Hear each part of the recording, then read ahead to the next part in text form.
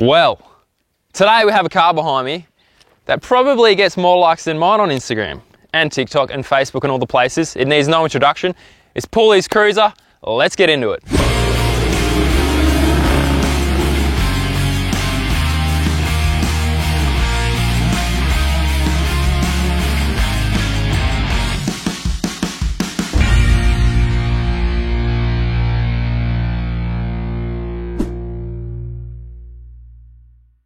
Alrighty, that's right. Welcome back to another Rig Rundown episode brought to you by Bendix. Now we've got Lockie Paul here and his Cruiser. So just give us a run through of exactly what car is, what year and make and model and everything, and then we'll get into all the mods. It's a 2012 VDJ 79 Toyota, obviously. Yeah. If you haven't seen already, part one, I'll link it down below. That goes through the whole story behind this build. So today we're going to go through sort of piece by piece of the bits and pieces on it, and then stick around towards the end of the episode. We'll do the challenges, which everyone's excited to see about as well. So, bull bar, let's start with that. It's originally a genuine Toyota bar, so I've done that because I thought it's going to be legal that way. Yeah. And I've just chopped it and changed it. It was on the white one before I rolled it, and then I thought when I painted it gold, I'm going to have to change it a little bit. So I made it a little bit wider, made these hoops up. And okay. So it's essentially like Cruiser here. Yeah, and it's Cruiser there. Yeah. And I've just, it's not very Cruiser-like now. Yeah. All right, well, obviously the biggest thing that you can probably see is the paint job as well. It's not very standard for a Cruiser. So what's the color off? Is it a different car or did you make it yourself? It's actually off an NP300, the Hornet Gold. So okay.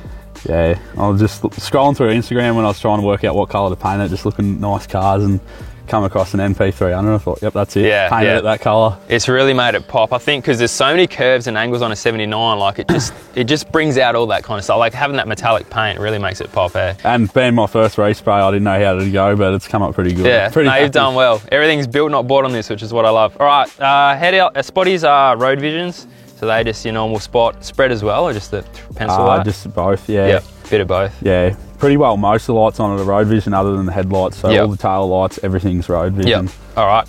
Custom grill looks like, is that the Matty Special? That's a Matty Special grill, Outback Bandits, shout out to him, the big fella. Yep. All right, GME radio, so you've got a proper unit inside as well. Yeah, it's an XRS unit inside. Everyone's going to ask about headlights. I don't know how many times we'll talk about headlights on this channel, but people still wonder, so what ones are these? Where are they from? Would you make them yourself? I made them myself. Yeah. So did I. People ask and I'm like, I made them. Same as everything else on the shoot, other than the window tint and the snorkels. Looks mint. Right, we'll keep moving. Bit on this thing, so done the dual snorkel. I always like this look as well. Are they hooked up or not? That one's at airdrops. Airdrops, yeah, there you go. We got the Bluetooth snorkel on there. Couple of clear views, pretty standard. Really, like you can see so much more with them. Yeah, real good. All right, we'll move towards the back. Tray. Did I miss anything up there? It's pretty standard there. Here. Oh yeah, that's a little bottle opener. That's a Corona opener there. So normally we cut this up and do external, then canopy and that, but there's no canopy, so we'll just get straight into the tray stuff. So you've made this whole thing yourself, haven't you? Yeah, it's a full aluminium tray. I've made it myself. This is like the third one I've built for this ute. So all three of them have been the same sort of design, so it just gets a little bit better as I go. But yeah, this. And you've started from scratch each time, or? Yeah, started from scratch. Why'd you do that? Not just make little changes, or did you just bugger them? This thing was rolled as well. So yeah, this thing was rolled, and then the last tray was pretty good, but I just sold it to get a bit of money to help pay for all the stuff to get it back on the road. So yeah, fair enough. Yeah, then I had to build another one. Yep. Yeah, went alloy this time. Last one was steel, so this one's nice and light. And I just never built an alloy tray before, so thought I'd give it a go. No, you've done well. Obvious thing on the back, we got some stacks popping out here. So what was the idea behind that? I've just always wanted stacks, and I just put them on there and had an idea in my head and done it, and it looked good. Here's the Cruiser, it's that truck life, hey? Yeah. I've noticed a couple of outlets here, so with battery system, is there a dual battery or you just run off one? Yeah, I've run dual battery just under the bonnet, just keeps it nice and simple. Pretty sweet little design on this actually, the way the back of this has come off. Headlights and tail lights are all kind of sunk in, which is sweet. Is that a drawer as well, or? Yeah, that's a rear drawer there. I've got a catch under here. I was gonna say, a little sneaky opening. That's handy. Full of Cape essentials in there. Yeah, there you go. Tools and spare parts. I was wondering, with not having a canopy, like you're kind of limited with storage and stuff, hey? So, yeah, try to pack light anyway, because you don't want to be hauling around. And it's cool you put these lights in. So they hooked up to reverse lights? Yeah, and they're super bright, them lights. Like, they're stupid bright. When I first put them in, I flicked them on, I was like, holy shit. Yeah. Pretty much all the same down this side, I guess. Oh, that's that air line you're talking about. That's a full reel. Yeah, that's a 9-metre air hose reel, so that'll reach around to all my wheels, airing up. That's a mint idea. Flick a button on the dash and she pumps up full air. And alrighty, so that's pretty much the external of this thing. We'll get into suspension and all that, but I think first we'll jump inside the car, then go under the bonnet, and then talk about what's underneath. Alrighty, inside the vehicle. I say that on every car, vehicle, I don't know why. Anyway, pretty standard cruiser setup, but there's a few extra fancy things I see going on, so we'll go from left to right, I guess. Yeah, left to right. GME radio there. Yep, XRS. Spoke about that before. Now this screen, what's going on there? Is that? That's just a Pulley special. Yeah. It's actually an eBay special, but I've just made it work. So it's a 10.1 inch Android. It's fit pretty good. And I've just custom. So that can run all your apps and stuff? Yeah, it's got everything on it you'd ever want. Is that what you used for your HEMA and stuff? And yeah, you've got HEMA downloaded on that. Yep. No, it's definitely modernised it a bit. Centre console. Did you make that, or is it from? No, that's one thing I didn't make. That's a Mackay Auto trimming centre console. Yeah, it's done pretty well there. Absolute unreal job, and there's a sub in behind it as well. I made that sub box and so that's trimmed it up myself to match it. Yeah, that's pretty nice, eh? So what else we got going on here? So there's a few little switches. This is your control panel. Yeah, I got a Road Vision switch panel over here. So that's pretty much every one of my switches built into one. Yeah, right. Beer, yeah, the beer one, the beer switch on here, that controls the beer fridge on the back, so on off. Yep.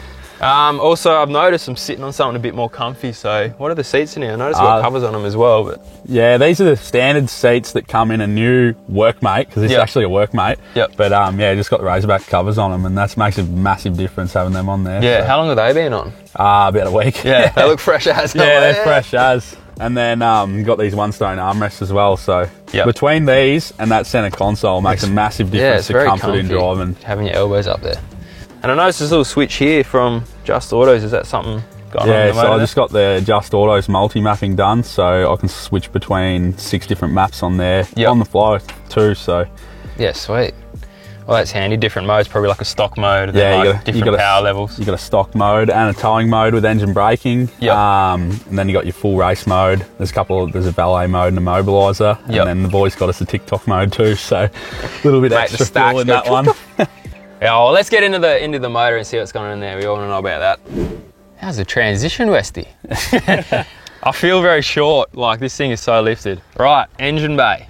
Not a whole lot's been done in the motor itself? Not heaps performance-wise. Just had the remap by Just Autos. So it's still standard turbo and everything? Still standard turbo, standard injectors and everything. Haven't gone too crazy. Sort of waiting for my next build and go a little bit crazy on that. Yeah, well, they're a real reliable engine. I guess with doing your Cape and Desert Trip, you want to keep it that reliable. Yeah, well, that's it. Like, I'm planning mainly long trips with this. Cruise around Australia, like I've just done. Wait, so it's not just on TikTok? No. What? Mind blown.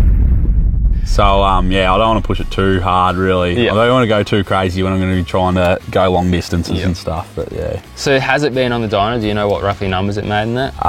It made about 212 horsepower and about 720 newton meters, so it's still pushing a bit. The good thing, I guess, without the canopy and all the weight, I mean, it's a lighter build than most 79s. It is light, and it does get up and boogie. Yeah, so. I mean. All right, a bit more going on here. So obviously with the motor, not a lot whole that's been done, but you've got your electrical sort up. So starting battery, this one, is it? Yeah, that's the starting battery. Then I've got a secondary battery under here for beer fridge. All of my wiring up to the switch panel inside comes through this Road Vision box. Okay. So that's one thing I really do like, because it's neat and simple. There's one wire goes from this box to the dash. That's all like internal relays and everything? Yeah, it's all built into the one. So all your accessories go straight to there? Yeah, literally the driving lights, you don't even do a relay, you just run 2-core wire, bang, straight into that. Yeah. Put the little tag on the switch in the dash and you laugh them. Simplifies it, eh? Yeah. All right, what else have you got? Done some catch cans and stuff? Yeah, got a Diesel Dog catch can, fuel filter kit over there. Yep. That airbox I custom made myself just before Cape trip. Got Matty, once again, to laser cut me out a couple of bits for that. Got him to etch in the pub truck 2.0 into the top of it, so. Oh, sweet. All right, that's pretty much it under here. Transmission still manual, obviously. Yeah, still manual. I've got from the dump and NPC 1300 clutch in there too. So exhaust I built myself, so it actually dumps out at 4-inch stainless straight off the turbo. It's got like a little cone piece about this long at 3-inch, and then it just goes to 4-inch. And then it's pretty well straight through. No, sweet. All the way to the top of the stacks. So All right, cool. All right, let's look what's underneath this thing, and that pretty much wraps it up. Alrighty, so looking at underneath now, suspension, diffs, all that kind of stuff. Do you know what the overall lift is sitting at the moment? I think around 4 inches. Yeah. But yeah, it's gives or takes, and especially when you load it up a bit, it's pretty sensitive in the back. So yep. It comes and goes, it'll drop a bit. Yep. All right, well, what's been changed on the front diff? You obviously got the locker. Are they air lockers or air lockers? Air lockers. So I'm running a TJM Pro locker in the front. Yep. And I've actually got ARB air locker in the back. So. Yep. All right. And suspension setup, what sort of gear going on under there? I'm running all Dobinson's gear in the front. The springs are actually PSR, but I'm running the Dobinson's MRR 2.5s in there. Yep. And then I've got the hydro bumps in the front. The front shock mounts as well, I've dropped. There's 11.6 inch shocks, so just dropped them so it rides a bit nicer. Yep. Sitting at ride height, the shock's about halfway on its travel, so. Yeah, okay. Now, it looks like it'll flex pretty good. We'll see what it does in the flex challenge in a bit, but I noticed a different steering dampener there as well. Yeah, that's the new Dobinson's adjustable steering dampener, yep. So pretty wild bit of gear. Wheels and tyres, look like 35s. Yeah, 35s, Mickey Thompson, Baja Boss, yep. And they're just dynamic steel beadlocks. Beadlocks, yep. And obviously I got the Hyperflex arms in there as well and a couple other Superior bits. Yep. And the rear, pretty flash down here. Obviously most 79s, actually all 79s, come out with leafs, so you've done a coil conversion? Yeah, I actually done this coil conversion myself about 2 months after I bought the ute, so it's a 80 series mounts, and I've sort of set them up to where I want them to make it all work.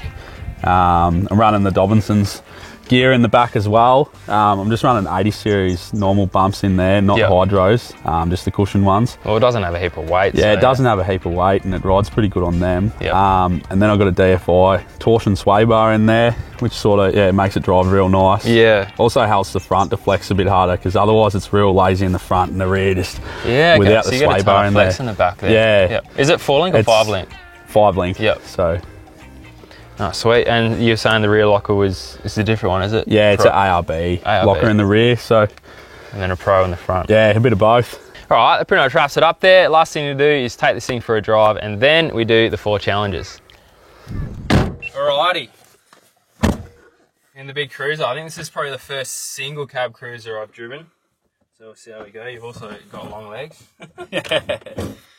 As soon as I sat in this thing, it's real comfy. I mean, it's still got the cruiser seats, but I think it's these. Yeah, having your elbows in a nice position, it's real comfy for long drives. Factory armrest in these cruisers is real low, and it's like you can't lean your arm on it. It's just pointless. Yeah. When you're doing long drives, it's like, where do I put my arm? It's just real awkward. But Window's a good height, but yeah. Well, that clutch comes straight on. I didn't install it though. You won't install it. So this thing's obviously got no weight in the back, so expecting it to bounce around a little bit, but it seems pretty planted. We see some corrugations up here, how it goes. I mean, God, that snorkel is noisy. She's sucking hard. I'm so used to driving these cruisers and they're really loaded. I think all the ones I'm filming, big dual cabs, big canopies. To drive on that's just a single cab. It's it's handling pretty well. It's not too bouncy. I mean, my Patrol, when I take my canopy off, it's horrible to drive. You kind of want airbags in the back, but I guess this thing's always been designed to only have trail on the back, so you can really tune that suspension a bit more softer, I guess. Did you select what rated springs you have in the back? Constant loads, not too much on them? Yeah, no, they're actually progressive coils all round, okay. I've kept it nice and light. It's pretty sensitive. When you throw a little bit of weight on the back, it's really soft and floaty in the rear. Yeah, right. It sounds good. You get those stacks up there, right? It's slightly different noise hearing from above rather than below. It's cool. Yeah, it's pretty quiet in here. I've got to mention I've got car builders all around in it. Oh, that's it. It's the full deal. Yeah. Every single inch of bit of car builders that I could put in here, it's their premium pack. So that's why I'm nothing's shaking. Normally I have a dash shaking and this and that. But yeah, it's made a difference. Hey, let's put the foot down and see. It's just gonna spin wheels probably. Oh yeah, a bit snaky. We're obviously on dirt road here, so we don't have much traction, but drives good. I mean, there's not a lot I can say about this because it feels factory, and I mean that's a good thing, because when you're driving a car normally you want them to just be predictable, comfortable, not be a boat all over the road, but this thing's set up and it has a lot more off-road capability, but you haven't sacrificed that on-road ability and that kind of stability and everything. Alright, I think it's time to throw the keys back to you and see what she does in the 4 challenges. Alrighty, so now it comes to my favourite part of the episode, well, probably yours too, and that's the 4 challenges: the sprint, comfort, economy, and flex. So we're going to start off with the sprint challenge.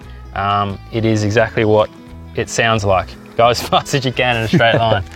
So I'm going to step out 100 SAM steps, roughly 100 metres.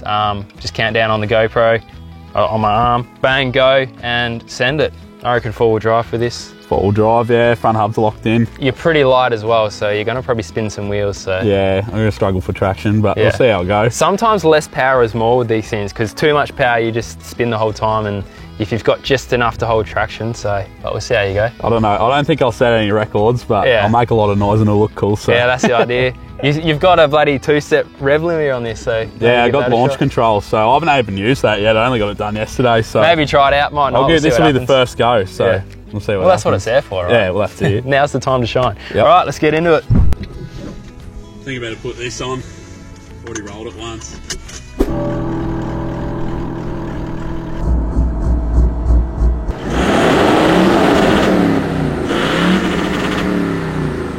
Alrighty, 100 metres. I feel like as I get older, my legs might be getting longer and the track will get longer. No, you stop growing at what, 25? What age? I don't know. Anyway, here's the line. See what we do. Good to go. Alrighty, in 3, 2, 1, go.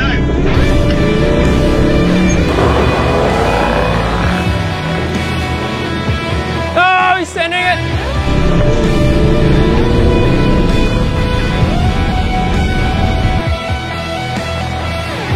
Hit third, he's hit third.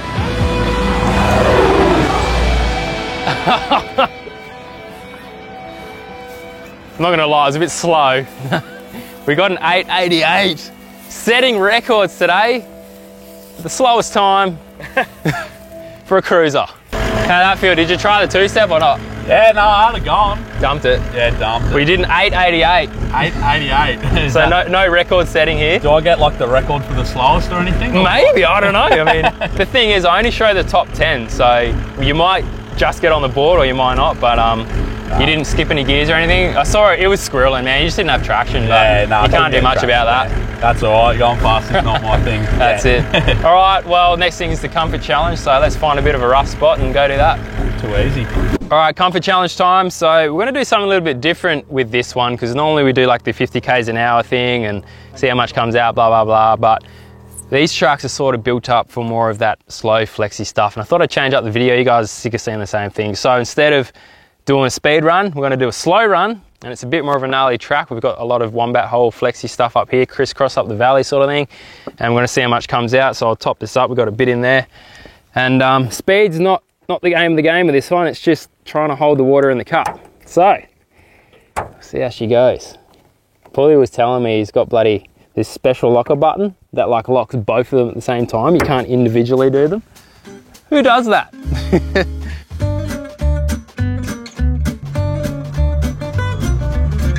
Oh, he's already lost a bit. We should have put beer in it and he would have saved it way more. He would have been like, that shit ain't coming out. The beer truck. Oh, nice. He's taking advantage of the natural bend of the cup there. It's holding its weight. Don't run over my GoPro. Oh, you're going into it, straight up. There you go. Yeah, okay, that's good. Nice.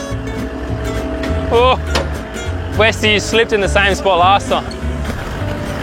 Oh my God. Nice. That is good save, good save. That was hectic. Woohoo!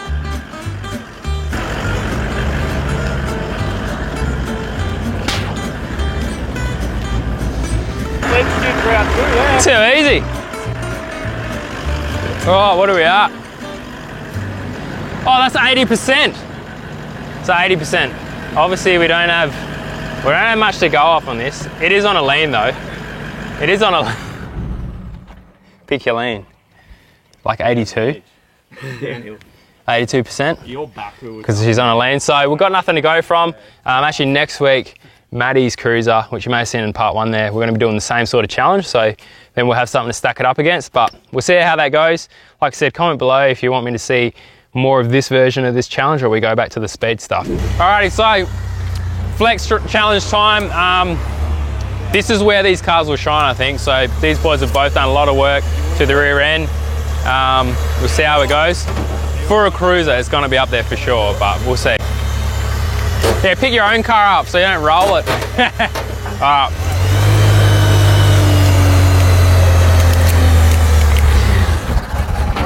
All right, guys, what we got? We got a 400 millimeters. That is record set. Now look, the forklift ran out of gas. I'm not gonna lie. This is getting, so we got some brake cleaner down the carby and the forklift. It's all happening. Keep going, keep going. Man, that back's about to come off. There's plenty in the front. Keep going, keep going, keep work. That's it. That's it. You're in the air. I got it. Oh, look, we'll let it pass. We'll let it slide. We're touching the ground. Alrighty, so. Oh my God. I already see it's a record. It's like 102. 1,020 mil. All right, this is the first car to go over a meter. How's that? Record setting, and it's a 79 series. I can't believe it. That's amazing. All right, so the flex is done on that. The last challenge to do is the economy. So obviously we filled up at the start of the day. Let's go see what it's used throughout the day. All right, so obviously start of the day, we're going to fill up. So later on we can get the economy. What size is the tank? Just standard tank? Yeah, it's about 80 litres. About 80 litres, all right. We'll come back at the end of the day and see what she's used.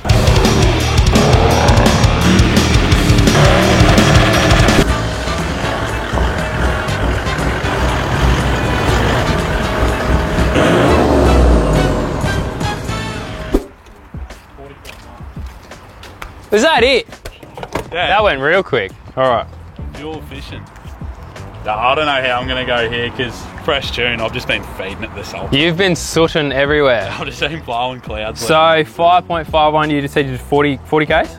Yeah, 40.1. 40.1, 13.7. The exact same, both you boys. Dude. Maybe that's saying something about the old Just Autos tune. Same amount of fuel. All right, there we go. Let's go to the leaderboard and see how all this goes against the other cars. Wow, hey, seriously, one of the coolest cruisers I've ever filmed. I mean, the thing looks amazing and it's pretty good to drive too, not gonna lie. Anyway, we're gonna get into the leaderboard. Before we do that, we got a giveaway happening. So if you wanna win your very own Bendix brake upgrade kit, awesome for your four-wheel drive. One of those things, cheap insurance. You wanna make sure that you've got good brakes, especially when adding load or extra power. So if you want to win that, head over to the Bendix Instagram page and find the photo of Paulie's 79 series. Drop a comment down below and let the guys know what car you've got, and they're going to pick a winner at random to win one of those brake kits. Anyway, onto the leaderboard now. The first thing was the sprint, and it was a dismal 8.8 seconds. Now, I'm pretty sure it wasn't getting into the leaderboard, and I was correct. It didn't make it on the leaderboard, but the thing is kind of stock with just a tune, so not too much to expect there, and I'm pretty sure he missed the gear as well. But that's okay. He's not about the power. Moving on to the comfort challenge. Now this was a new one. We got 82%, but this was the first time we'd done it with this crawl mode. So like I said, comment down below if you want to see more kind of flexi cars do this challenge rather than the speed one, or is it more exciting to watch the speed one? Let me know down below. Then we went to the flex. Now this blew my mind. We got 1,022 millimeters, which put him in first place. I mean, that patrol has been up there for so long, finally picked the post. We've got a new winner. Let's see how long he stays there. Looking at the other end of the scale, we did kick off Matt from Explore by 4, which also had a 70 series or 76 series. So there you go, highest and lowest, both 70s. What do you know? Moving on to the economy, we got 13.7 litres per 100. That surprisingly put him in first place as well. What do you know? The amount he was limby bashing, sooting, all sorts of stuff. It's got good economy.